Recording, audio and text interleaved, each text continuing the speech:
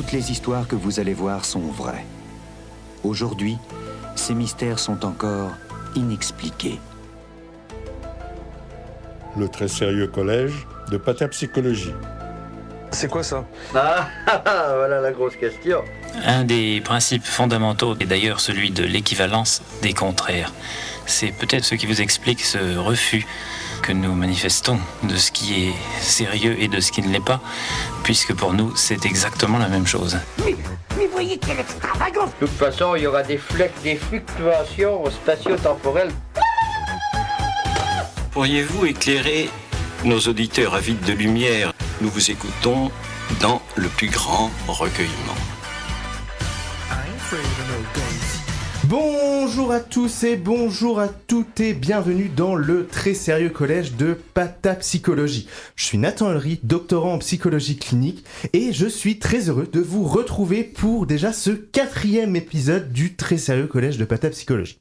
Alors, vous allez me dire qu'est-ce que c'est le très sérieux collège de patapsychologie? C'est votre podcast sur la patapsychologie, mais qui se prend pas trop au sérieux et qui va, avec un apport scientifique, explorer le monde de l'exceptionnel, du paranormal, de l'étrange, bref, de la patapsychologie finalement.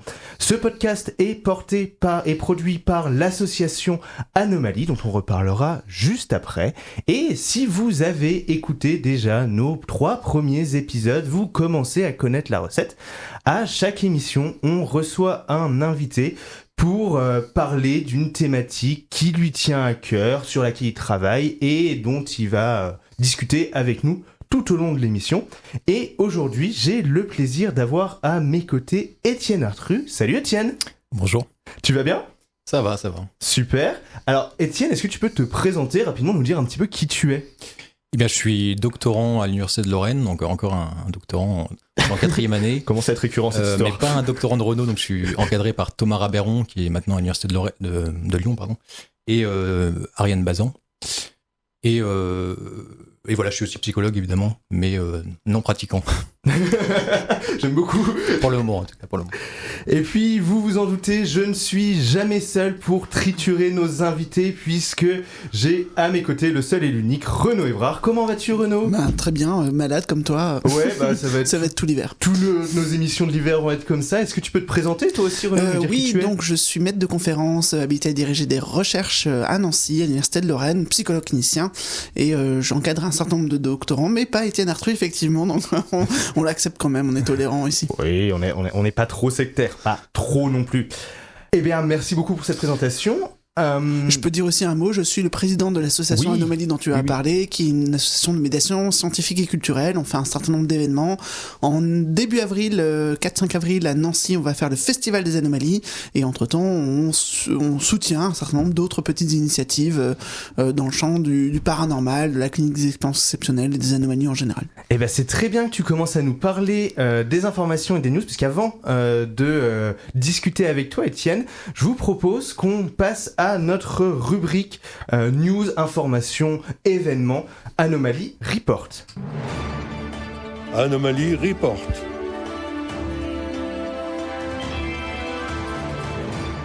Alors Renaud, qu'est-ce que tu nous as ramené de beau à nous présenter aujourd'hui ? Alors, il n'y a pas énormément de nouveautés, mais je vais quand même commencer par ça. On a lancé un séminaire à l'école des hautes études en sciences sociales, le HESS à Paris.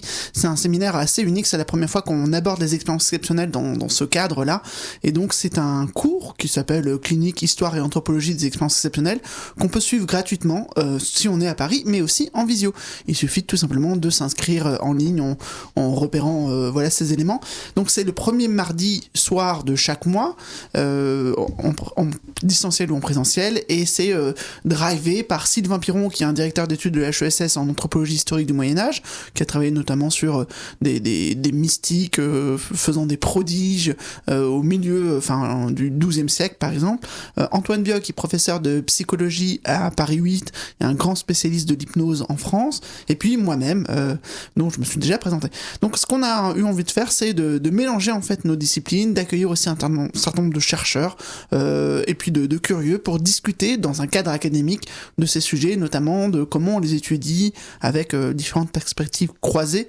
Le premier intervenant, le 4 novembre, ça a été Bertrand Meust, qui est un historien, sociologue et philosophe.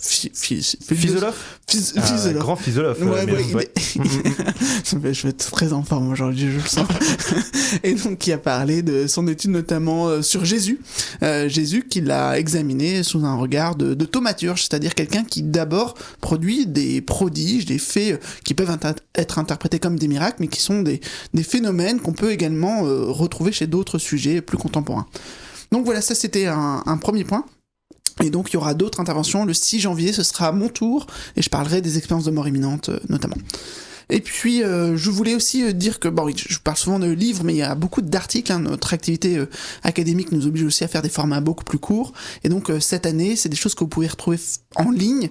Il y a Romain Jallet, qu'on accueillera prochainement, qui est un de mes doctorants, qui travaille sur les contacts avec les défunts, qui vient de publier un article très original. C'est vraiment un des premiers du genre, en tout cas en français, sur les gens qui perdent un animal de compagnie, leur chat, leur chien, ou quoi que ce soit. Et en fait, l'animal est encore présent sous une forme un peu fantomatique, donc ça s'appelle Bien plus qu'un animal, clinique du deuil de l'animal de compagnie, lien continué et expérience exceptionnelle zoonécrophanique, donc c'est un néologisme qu'il a inventé, et c'est publié dans l'évolution psychiatrique, donc ça voilà, c'est un article intéressant à aller découvrir.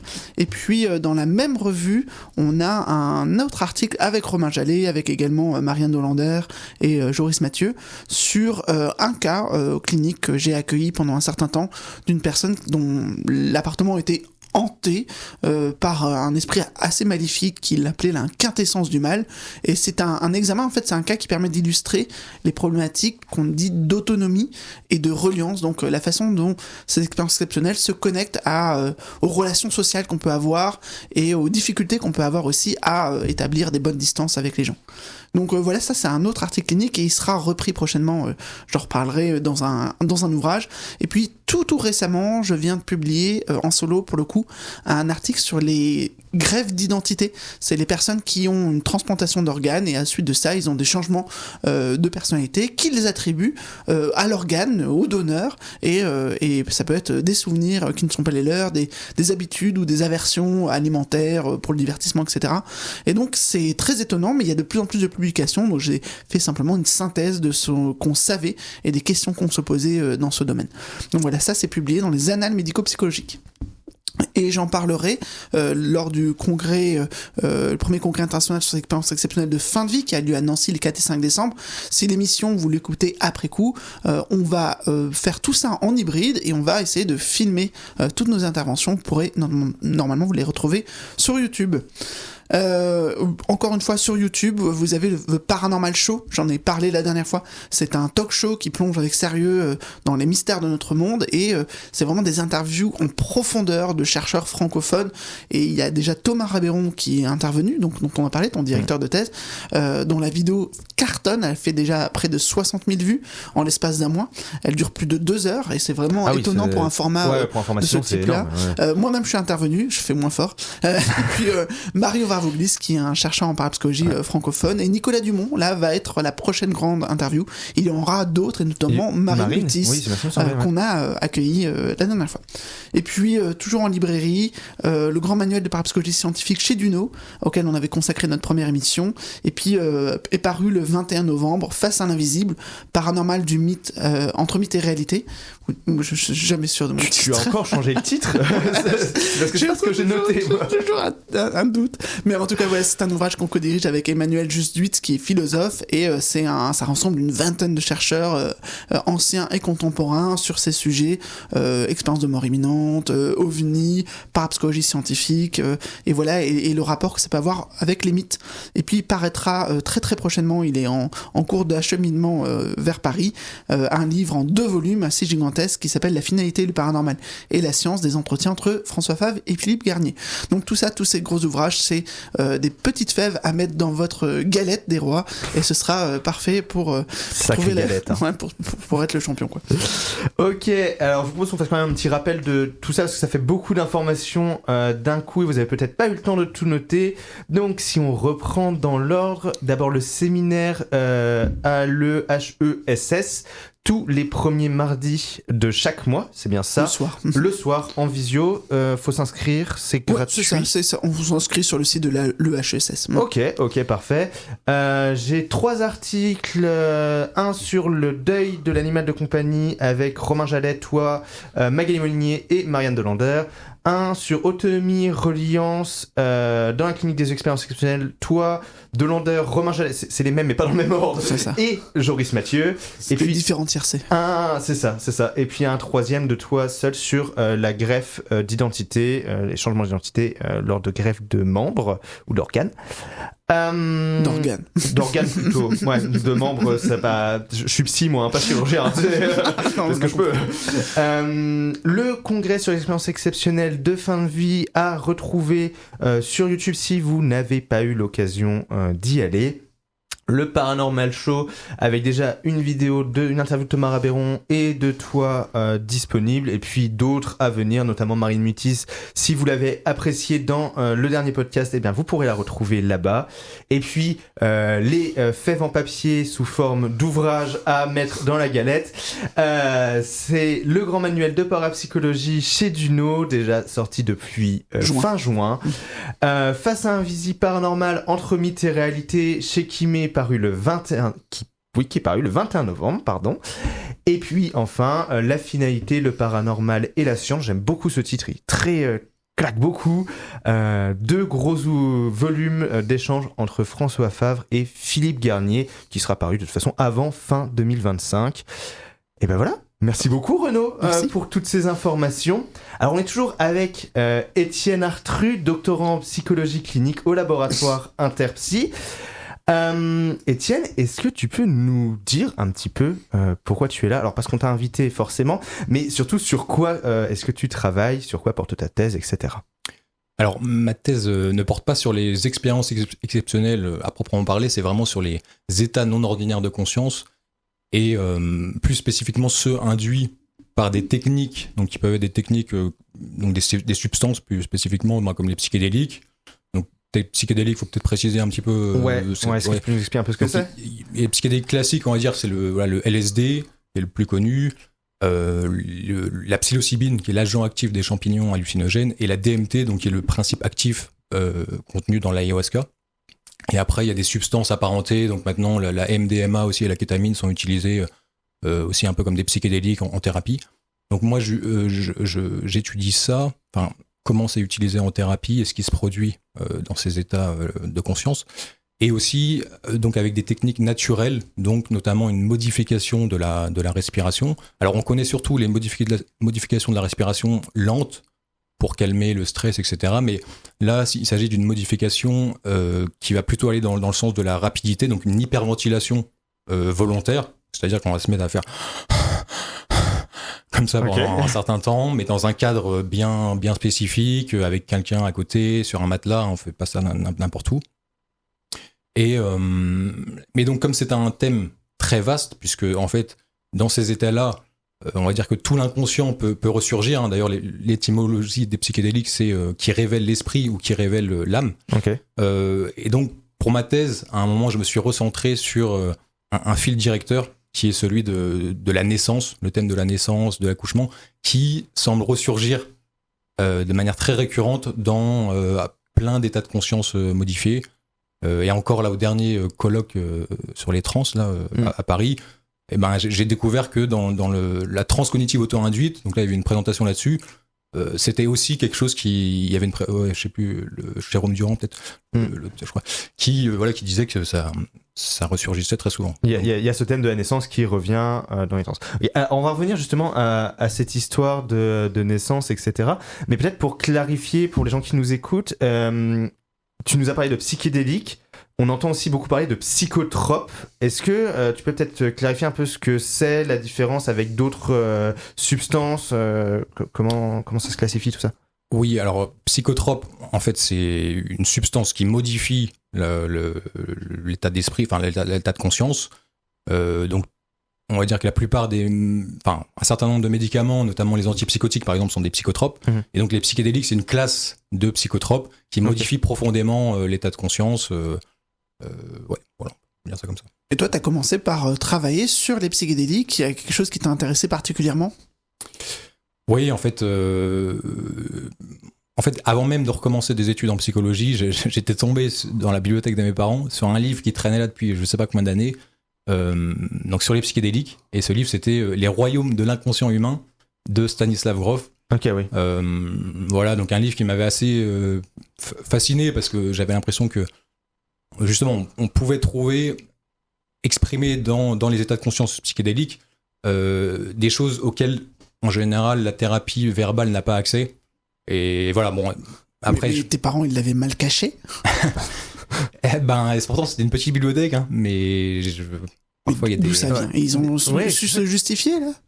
J'avoue que j'ai pas demandé... T'as pas voulu poser la question? Non, mais bon, ma mère avait pas mal de bouquins de psychologie, elle s'était intéressée à ça, mais j'avoue que c'est assez étonnant que ce livre se soit retrouvé là, je sais pas trop comment. Et donc tu tombes là-dessus, t'es pris de passion pour le sujet, tu te dis let's go, je vais bosser là-dessus? Oui, comment dire, il y a eu pas mal d'épisodes, quoi. Après, j'ai repris des études de psychologie. Ouais. Donc tu faisais quoi avant? En fait, j'ai commencé mes études post-bac par une classe préparatoire littéraire. Mais, et donc, j'étais spécialisé en histoire. Ça reste un peu une passion pour moi, l'histoire. D'ailleurs, j'ai un peu une approche historique aussi dans ma thèse. Mais voilà, je voulais pas faire un master, enfin je voulais pas continuer en histoire, donc après la prépa j'ai fait plusieurs années sabbatiques où j'étais un petit peu perdu, on va dire comme ça. J'ai fait d'autres choses, j'ai découvert autre chose sur les études, ça m'a fait du bien, et après voilà, c'est là où... Mais c'est intéressant parce qu'il y en a qui filent tout droit du master au doctorat depuis la licence, etc. Alors que toi tu t'es d'abord cherché avant de construire un sujet qui te porte, qui te passionne. Oui, c'est ça, même le sujet de thèse, là, ça a été, il y a eu beaucoup d'évolutions. Et encore, pour tout dire, il y a même 2-3 semaines, moi j'hésitais à réadapter un peu mon sujet. Il faut fixer à un moment là, c'est possible. Je suis tellement content de pas t'encadrer. En fait, c'est parce que justement, le thème de la naissance et des trans de manière générale, enfin des états modifiés de conscience, est tellement vaste que. Et puis en fait, j'avais tellement de matériel par rapport aux rêves que j'hésitais en fait à juste faire la thèse sur les rêves. Parce que sinon, après, une thèse, ça peut faire 800 pages, 1000 pages. Des cas cliniques peuvent prendre 50 pages, etc. Donc, après, fais-toi plaisir, hein, sinon de faire une thèse qui fait 1000 pages. Tu vas pas en faire plusieurs dans ta vie, hein, normalement. C'est vrai, mais comment dire, il y a un certain cadre qu'on est censé respecter. Et bon, toi, je sais que tu as fait une thèse de. Ouais, j'ai fait 900 pages, alors du coup, je suis très très mal placé. Et justement, mon directeur me conseille de faire plutôt 400-500 pages, quoi. Ouais. Sinon, les rapporteurs râlent un peu. Oui, après, il y a des gens qui doivent la lire. Au moins 2, normalement. Plutôt 4. Les examinateurs, ils doivent bien la lire, non? Ou c'est... Ouais, mais en théorie, c'est important. Ils lisent en diagonale. Ok. Et tu nous parlais, avant de nous parler de psychédéliques, enfin, du lien que tu faisais entre les psychédéliques et des expériences de naissance. Est-ce qu'on file du LSD à des bébés? C'est ça que tu es en train de nous dire. Comment? Non, c'est plutôt que... Bon, c'est dit grossièrement, mais sous psychédélique, on aurait plutôt tendance à retourner à un état de bébé. C'est un état de conscience qui serait similaire à celui que le bébé aurait. Et voilà, après ce thème de la naissance, justement, en fait, il est surtout associé pour les psychédéliques à Stanislav Grof, qui est un auteur assez controversé parce que c'est l'un des pères, on va dire, de ce qu'on appelle la psychologie transpersonnelle. Donc voilà, qui part dans des choses très... disons, avec une métaphysique pas habituelle. Donc, par exemple, lui, il parle d'expériences karmiques, de réincarnation, d'expériences d'identification à des animaux, à d'autres choses. Donc, c'est vrai que ça, c'est une partie actuellement de la recherche sur les psychédéliques qui reste très en marge. Parce que, voilà, c'est très proche de New Age, en fait. C'est assez proche du New Age, voilà. Oui, on peut dire ça comme ça. Après, c'est un peu plus... Grof, c'est quand même un peu plus rigoureux aussi, mais c'est pas rigoureux sur le plan très académique, enfin pas autant, voilà. Mais ce qu'on sait pas, voilà, c'est ce dont je me suis rendu compte en faisant une revue de littérature, c'est que avant Grof, il y avait plein d'auteurs qui abordaient cette question de la naissance et qui disaient que justement, les expériences de naissance sous psychédélique étaient extrêmement fréquentes. Des accouchements sous psychédélique? Ouais.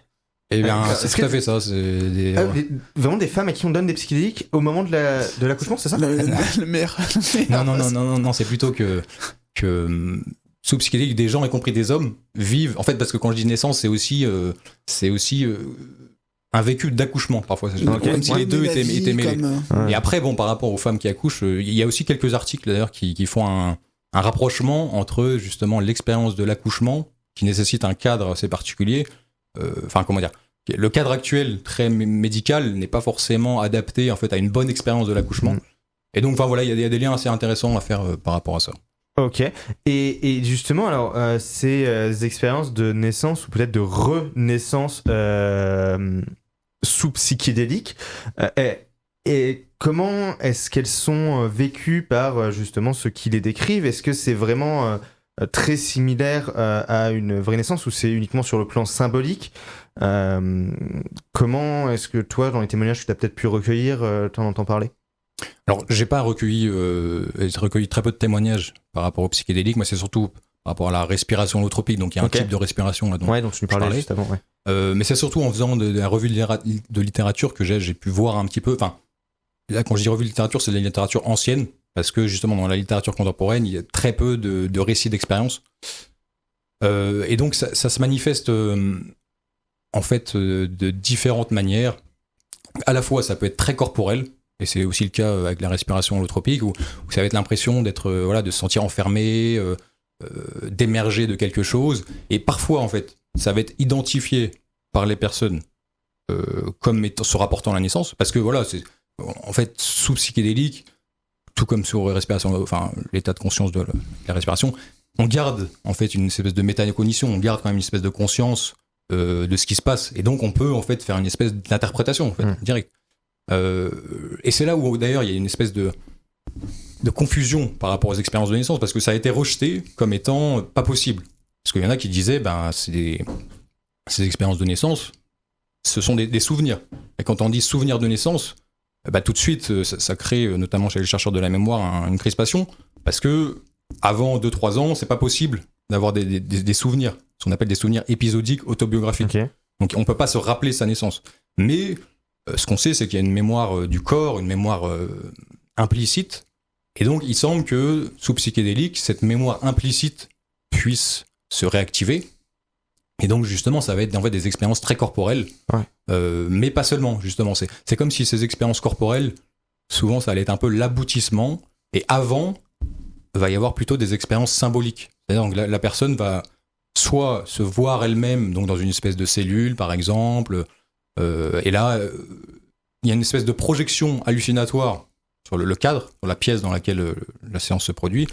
Et par exemple, elle va voir une espèce de petite ouverture. Et elle sait qu'elle doit passer par cette ouverture, ou un espèce de tunnel. Voilà, il y a une lueur au bout, etc. Et donc ça, voilà, c'est structurellement, on peut retrouver des correspondances symboliques entre ces expériences et le processus de la naissance. Voilà. C'est marrant le reflet de l'expérience de mort imminente, parce que dans l'expérience de mort imminente, on ne doit pas aller vers la lumière, là, alors que dans la naissance, c'est plutôt encouragé. Oui, je pense qu'avec moi je suis assez persuadé que dans les expériences de mort imminente, il y a quelque chose de la naissance qui se rejoue. Après, ça ne se limite pas, mais ouais. En parler. Ok. Alors, tu nous as dit que les récits que tu avais recueillis se passaient essentiellement autour de la respiration holotropique, donc technique d'hyperventilation. Est-ce que tu peux justement nous en parler un petit peu plus, nous dire comment ça se passe ? Peut-être pas nous faire un tuto non plus. Toi, tu l'as peut-être expérimenté ? Ouais. Oui, j'ai expérimenté. Comment ça se passe, quoi, parce que nous, on n'y connaît pas grand-chose. Alors, donc là, pour moi, ce que je connais surtout, donc, c'est la respiration holotropique. Donc, qui a d'ailleurs été inventé par Stanislav Grof, l'auteur dont je parlais. Toujours lui, en fait, il revient en permanence. Il l'a beaucoup utilisé quand il a pu le droit d'utiliser le LSD, notamment. C'est ça. Il a créé ça. Alors après, en fait, il a été inspiré, même s'il le dit pas, par le rebirth aussi, qui est une autre technique de respiration assez similaire. Mais le rebirth, ça a tendance à se faire en individuel, alors que la respiration holotropique, c'est systématiquement, enfin pas systématiquement, mais le plus souvent en groupe.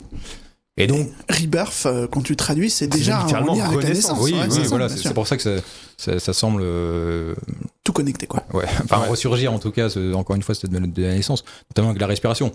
Et bon, la respiration aussi, première respiration, etc. Bon, mais donc pour revenir à la respiration holotropique, C'est souvent dans des groupes de taille variable, mais en général 10 personnes, avec en général 2 thérapeutes, on parle d'ailleurs de facilitateurs, facilitatrices, parce que c'est eux qui vont aider à ce que l'expérience se produise.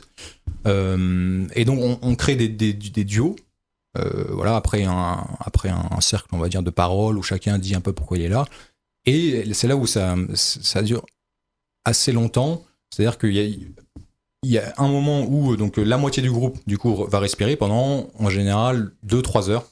Alors, pardon, la séance plutôt pour préciser. Moi je respire toute la journée, moi. Alors, c'est beaucoup mieux pour des raisons de survie évidentes. La séance en fait dure 3 heures, mais on respire jamais, on hyperventile jamais pendant 2-3 heures. C'est-à-dire que l'hyperventilation est un peu une clé d'entrée dans l'état de conscience. Et là, souvent, au bout de, pour certaines personnes, 2 minutes, pour d'autres 15 minutes, pour d'autres ça vient jamais, mais là, il commence à se passer quelque chose, sachant que le cadre est important. Il y a pas de lumière, on a souvent un masque sur les yeux pour pas voir aussi ce qui se passe aux alentours. Et il y a de la musique. Il y a de la musique. Quoi comme type de musique? Des musiques un peu transcendantales, des... Alors souvent... Chantal Goya. Oh waouh. Moi je pars en transe direct. Je pars tout court d'ailleurs. Et ben... justement, on évite les musiques avec des paroles qui pourraient évoquer des souvenirs ou quoi. C'est plutôt des musiques instrumentales, des musiques du monde, voilà, avec des paroles qu'on peut pas comprendre. Et donc des musiques souvent au début très tribales, très du tambour, très fort, en fait, des percussions, voilà, ça, voilà. Et après ça évolue, ça dépend de chaque thérapeute, mais souvent il y a une évolution et vers la fin ça va être des musiques beaucoup plus douces, etc. Ok. Et donc et du coup vous faites ça en groupe et donc tu disais c'est une technique d'hyperventilation, et si je dis pas de bêtises c'est assez contre-intuitif, mais vous respirez plus pour apporter moins d'oxygène au cerveau, en gros. Oui, c'est ça. C'est que, paradoxalement, le fait de respirer plus va créer un processus d'hypoxie au niveau cérébral qui fait qu'en fait, il y a moins justement d'oxygène, notamment dans les zones préfrontales qui sont plus les zones de la réflexion. Et donc, ça permet justement de libérer un petit peu ce qui va se passer à un niveau plus émotionnel. Et donc ça va se manifester souvent d'ailleurs par on a l'impression que le corps bouge tout seul, quoi. Enfin, comment dire, il se passe des choses au niveau corporel, souvent d'ailleurs un peu amené par la musique, et c'est comme si le corps avait besoin d'exprimer certaines choses. Et donc on bouge, mais on a l'impression que c'est pas soi qui bouge, sans être possédé non plus. Mais c'est quoi, c'est des tremblements ou c'est vraiment des grands mouvements? Tu te lèves, tu te mets à marcher, Alors ça c'est propre à chacun, moi je sais que je bouge beaucoup, justement, je tape partout. On a remarqué avec la table. Voilà, après il y en a qui peuvent se mettre à danser, etc. Ah oui, c'est pas juste des petites convulsions comme ça, c'est... Non, après voilà, ça dépend beaucoup du cadre en fait. J'ai l'impression que comment les thérapeutes ont amené aussi ce qui était possible ou pas, sortir du tapis. Mais voilà, il y en a en fait qui à un moment ils ont l'impression d'incarner quelque chose d'un animal, et donc ils vont aller bouger ou crier, pleurer, il y a beaucoup de pleurs, voilà. Et après, en fait il y a un travail aussi des thérapeutes qui viennent à certains moments spécifiques, parce qu'ils sont expérimentés, ils viennent aider un petit peu parfois le processus, donc il y a un travail corporel que font aussi les thérapeutes, donc c'est voilà. Ok, et tu nous disais que ces techniques de respiration eutropique, bon, elles n'étaient pas forcément nées à ce moment-là, mais en tout cas, elles avaient été utilisées par Stanislas Grof, c'est ça, hein? Je te prononce bien. Stanislas. Bon, voilà, c'est un tchèque, c'est pour ça, c'est pas ça. Ok, quand il avait eu le droit d'utiliser le LSD. Et moi, ça me paraît fou de me dire, en fait, il a eu le droit à un moment d'utiliser le LSD. Est-ce que ça veut dire que le LSD était, parce que à cette heure-ci c'est vu comme quelque chose d'illégal, c'est une drogue, voilà, mais est-ce que c'était avant considéré comme un truc hyper ok, et on prenait du LSD et on voyait ce qui se passait? Est-ce que tu peux nous faire un historique du LSD? C'est le fond de ma question. Oui, c'est intéressant, parce que ce qu'on sait pas très bien, c'est que voilà, ça a été donc synthétisé par Albert Hoffman. Donc je crois que c'est en 1943. Après, lui-même, en fait, il y a une espèce de sérendipité, comme on dit. Enfin, il découvre quelque chose où en fait, il a une expérience, alors que normalement il prenait énormément de précautions. Il a une expérience en manipulant un produit qui est le LSD 25. Du coup. Il y en a plusieurs. J'ai un trou par rapport à la plante concernée, mais bon. L'ergot de seigle. L'ergot de seigle, voilà, l'ergot de seigle. Bon, et à un moment, il fait. Il décide de se tester lui-même avec une dose très, très minime. Et il a une expérience assez incroyable. Voilà. Et donc. Dose très minime qui est aujourd'hui considérée comme une dose extraordinairement forte. Voilà, c'est ça. Je crois que c'était 200 microgrammes. C'est-à-dire que microgramme, okay. Et ça, actuellement, ça paraît être une dose. Oui, parce qu'on utilise 2 nanogrammes. Ah oui, ok. On rajoute des zéros. Tu m'as l'air vachement au courant quand même, Renaud. Je crois que je donne un cours sur les psychédéliques à l'université. Tu parles de ton expérience personnelle, surtout. Oui, d'enseignant-chercheur. Oui, voilà, d'enseignant-chercheur. Et donc. Pour sauter un petit peu quelques étapes, bon voilà, le laboratoire qu'il employait, donc sans dose, après distribue en fait du LSD à plein de psychiatres avec l'idée que ça pourrait être utilisé à des fins thérapeutiques ou en tout cas pour comprendre, notamment d'ailleurs la psychose, parce qu'on disait que ça ressemblait aux états psychotiques. On parlait de psychotomimétique, hein, qui mime la psychose. Et donc dès les années 1950, il y a peu d'études au début, mais de plus en plus d'études dans les années 1950-1960 qui montrent qu'il y a un effet thérapeutique, mais à chaque fois dans un cadre thérapeutique. C'est-à-dire que s'il n'y a pas de cadre thérapeutique, c'est-à-dire que on prend ça dans une chambre d'hôpital, que les médecins sont là en train d'évaluer, si on prend ça sans savoir ce que c'est, voilà, sans être préparé. Oui, parce que parfois on donnait ça à certaines personnes en hôpital, alors, sans même qu'ils le sachent. En injection. Ouais, voilà. C'est particulier. Et ça, c'est pas associé à des effets thérapeutiques. Mais donc, il y a eu plein d'articles qui ont été publiés dans les années 50, 60. Plusieurs, genre 4000, 5000, je crois. Hein. Oh la vache. Ah non, c'est plus 30 000, je crois. Ah oui, toute drogue confondue, alors 30 000 non j'avais ce chiffre-là, je crois. D'accord, j'ai un doute, mais. C'est une surenchère, là. 1 million d'articles. Allez. Mais en tout cas, je crois que c'est plus de 4 000. Mais bon. Et après, en fait, dans les années 1960, ça commence à se diffuser aux États-Unis dans la population. Ouais. Notamment avec une figure bien connue qui s'appelle Timothy Leary, qui est à la base psychologue à Harvard. Et voilà, il commence à expérimenter ça avec des étudiants, etc. Enfin, ça commence psychologue d'université, t'as vu comment ça finit, Renaud ? Et attention. Ouais, c'est les meilleurs cours. Et voilà, le LSD étant pris un peu dans des contextes différents. Enfin, si ça s'inscrit dans un milieu socio-culturel, hein, la contre-culture, les hippies, ça suscite une réaction au niveau gouvernemental. Enfin voilà, c'est interdit. Mais c'est d'abord interdit en France. Tu le sais, ça, hein Non, Ah d'accord, je peux faire mon petit prof, là. Vas-y, c'est ton travail, nous. Donc en 66, il y a une chroniqueuse médicale, un médecin, qui dans Le Monde publie une série de 3 articles sur les poisons de l'esprit, et qui va raconter un tas de conneries sur le LSD, qui modifie l'ADN, qui a des séquelles pour les femmes enceintes, etc., etc., et qui va au bout, qui va créer un tel scandale que dans un mois après ces articles, le gouvernement classe le LSD parmi les stupéfiants. Donc là, on est en 66. C'est seulement quelques années plus tard que les États-Unis reprennent cette interdiction et que c'est ensuite diffusé lors d'un congrès à Genève en 71 de l'ONU et que le monde entier va classer ces différentes drogues qui sont des objets d'étude et de thérapie parmi les stupéfiants pendant 30 ans. Quoi. Mais ce qui est dingue, c'est que c'est classé comme stupéfiant pour la population. Mais du coup, ça impacte aussi le médical, qui n'a plus le droit de s'en servir non plus. Alors qu'il y a des stupéfiants. C'est des substances qui sont dangereuses, qui n'ont aucune espèce d'intérêt thérapeutique. Ce qui était complètement faux. Ouais, voilà, tout à fait. Oui, et puis même en termes de danger objectif, en tout cas au niveau toxicologique, il n'y a aucune. On faut prendre. Voilà. Il n'y a pas d'overdose de LSD en fait. C'est pas addictif sur le plan physiologique.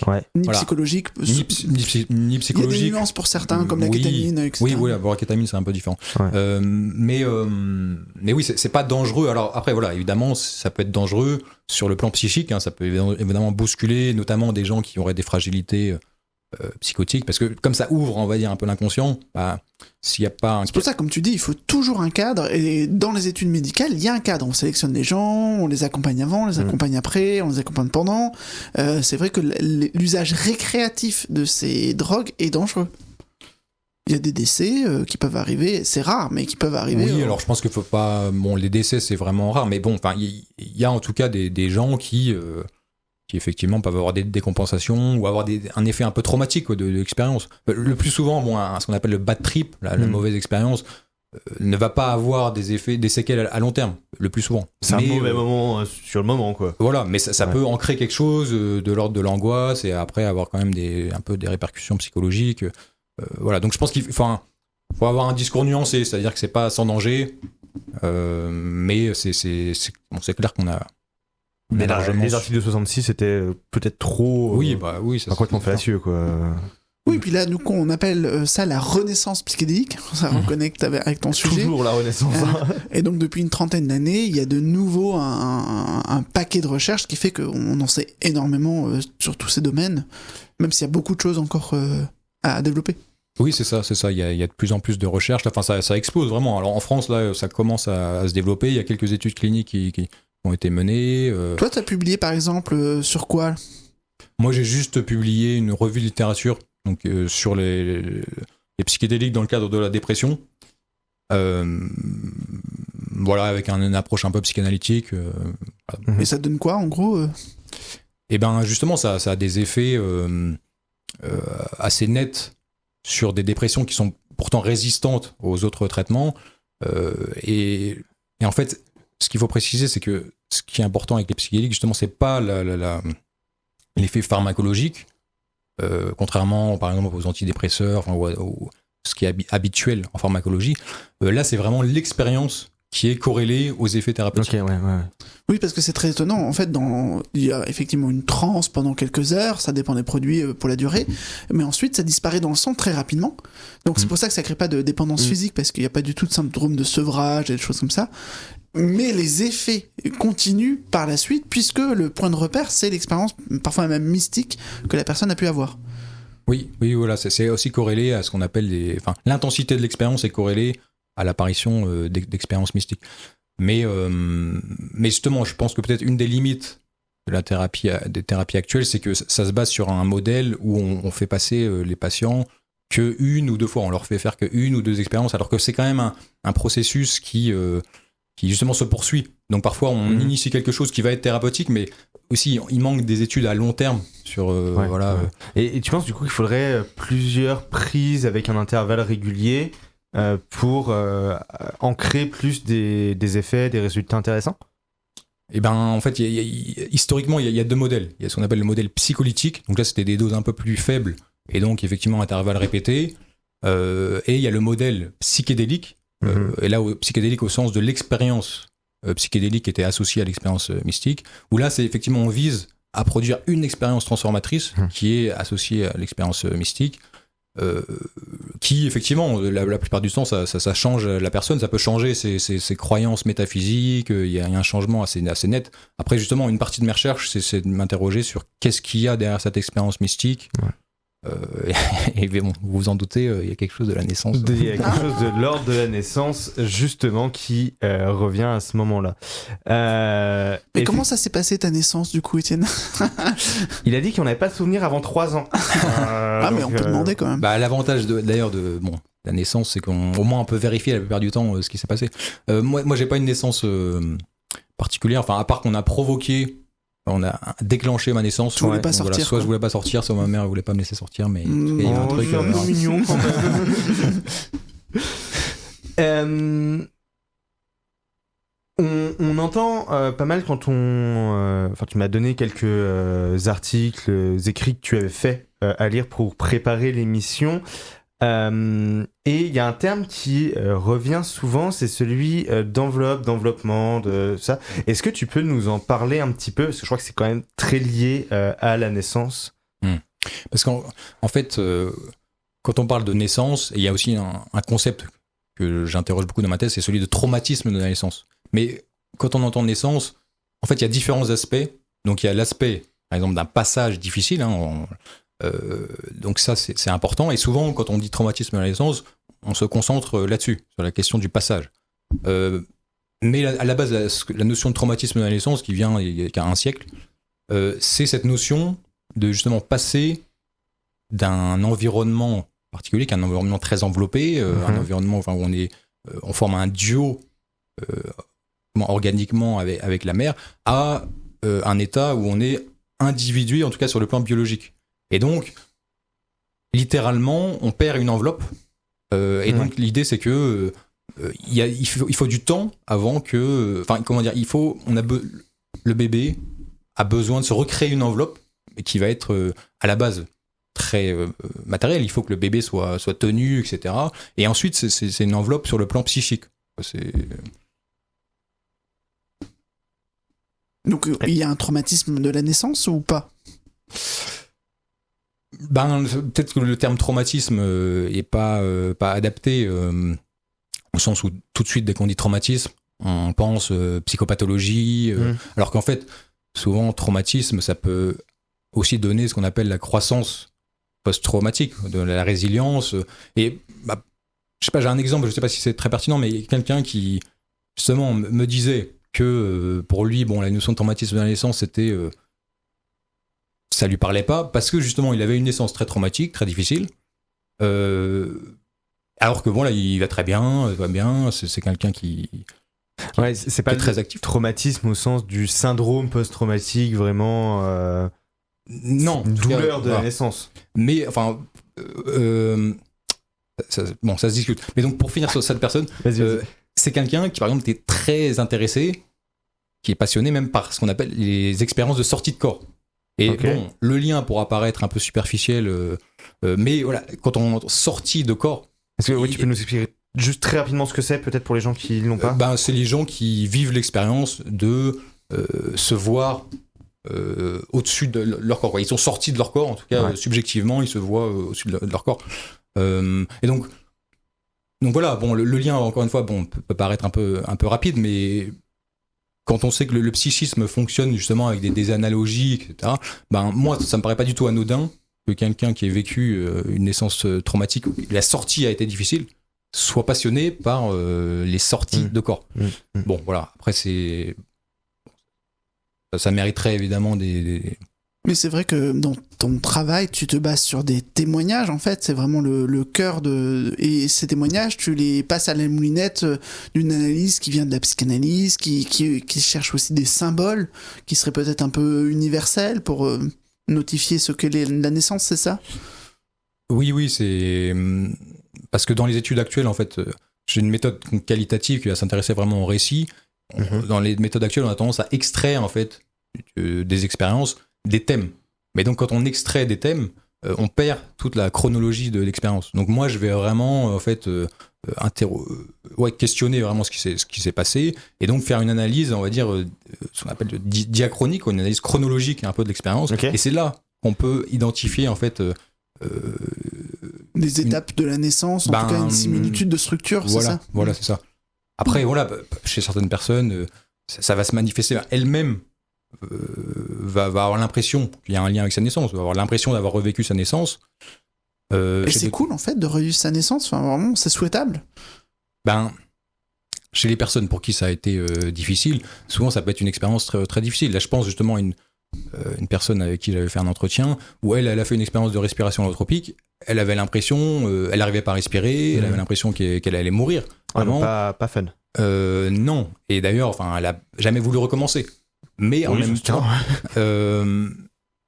temps, j'ai l'impression que qu'en étudiant un peu le parcours de cette personne, qu'il y a quand même des effets de symbolisation. Le fait de vivre ça, des effets de symbolisation. En fait, elle savait pas comment elle était née.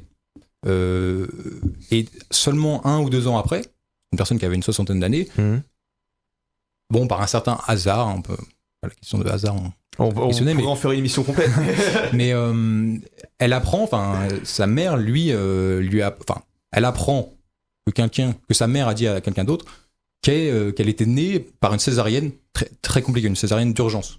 Et donc il se trouve que justement pendant son expérience de respiration, elle avait l'impression en fait d'être dans une grotte, d'être comprimée dans une grotte dont elle n'arrivait pas à sortir, et qu'elle était face à un mur. Et les thérapeutes sont venus, alors on fait un espèce de cercle avec les mains, donc eux ils ont conscience un peu de ce qui se passe, mais elle était incapable de bouger, de passer par ce cercle. Et si on se dit qu'elle est née par une césarienne, en fait ça paraît logique qu'elle n'ait pas pu bouger en fait. Donc après, la question, c'est est-ce que il aurait fallu qu'elle revive une expérience de respiration pour aller au bout, ou est-ce que le simple fait de l'avoir revécu, ça produit des effets de symbolisation? Peut-être. Et par exemple, cette personne, elle était passionnée de spéléologie. Encore une fois, le lien peut paraître un peu vite fait, mais quand elle m'en parlait, elle me disait, voilà, elle avait toujours eu du plaisir à ramper dans la boue, dans les tunnels, et que c'était toujours une très grande joie d'émerger à la lumière du jour. Donc en fait, voilà, c'est là où je rejoins la psychanalyse, c'est le côté... le discours de la personne est toujours... Il y a toujours du sens, en fait, c'est ça. C'est de comprendre le sens des expériences. Voilà. Et comme par hasard, encore une fois... Étienne de hasard. Oui, c'est vrai que j'aime bien ça. Bon, bah voilà, pareil... Peu de temps après son expérience de respiration, elle se retrouve à faire de la spéléologie et à être bloquée dans une grotte pendant très longtemps, toute une journée, je crois. Et voilà. Ça devient flippant ton truc. Ouais. Et là, elle a fait de la respiration holotropique. Elle a grillé tout son oxygène. En fait, elle est morte. Non, horrible. Ok, waouh. Non, mais ce récit est assez impressionnant.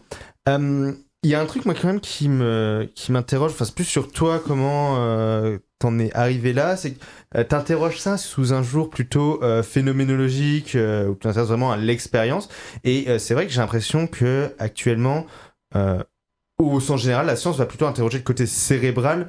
On va donner du LSD aux gens, on va regarder ce qui se passe dans les neurones. Qu'est-ce qui, toi, t'a fait te dire je vais plutôt aller du côté de la phénoménologie, de la psychanalyse, et interroger les liens et faire des associations comme ça, plutôt que...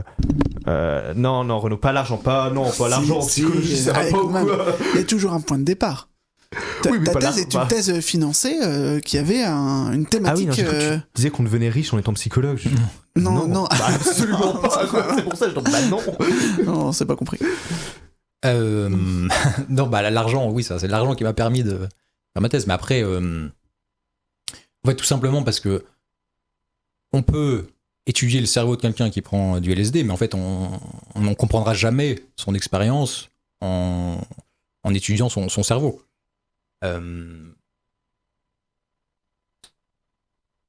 Quelle était la thématique donnée à l'origine pour ta thèse, pour le financement de ta thèse, qui était sur candidature, tu as dû passer la thématique, c'était métapsychologie des états non ordinaires de conscience. Donc c'était très général, tout ce que tu me dis là, voilà les les bien différences. Tu perds tout le monde dans le jury avec ça, c'est cool.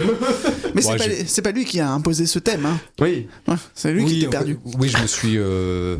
Oui, c'est pour ça que j'avais du mal à aborder cette question des états non ordinaires de conscience. C'est quoi la métapsychologie, juste ? La métapsychologie, c'est le nom que Freud donne à son appareillage théorique. Donc on essaie de modéliser les processus psychiques dans telle ou telle situation. Ok. Et donc c'est une thèse qui pourrait être très théorique, même si tu dis que tu as des entretiens, etc. Toi, tu essaies de penser globalement ce qui se joue. Oui, alors cette notion de métapsychologie des états non ordinaires de conscience, moi je l'ai un petit peu justement abandonnée dans ma thèse. Enfin, abandonné à la naissance.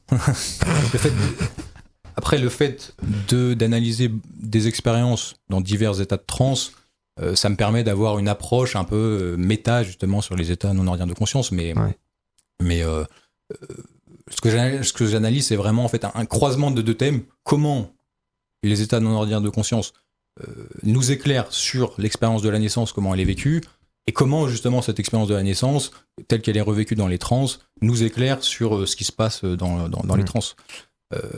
Et pour revenir à ta question, justement ce qui se passe dans les trans, ça se passe au niveau symbolique, par exemple, beaucoup. Et le niveau symbolique, encore une fois, on peut y avoir accès seulement en interrogeant la personne, en faisant des interprétations qui sont toujours discutables.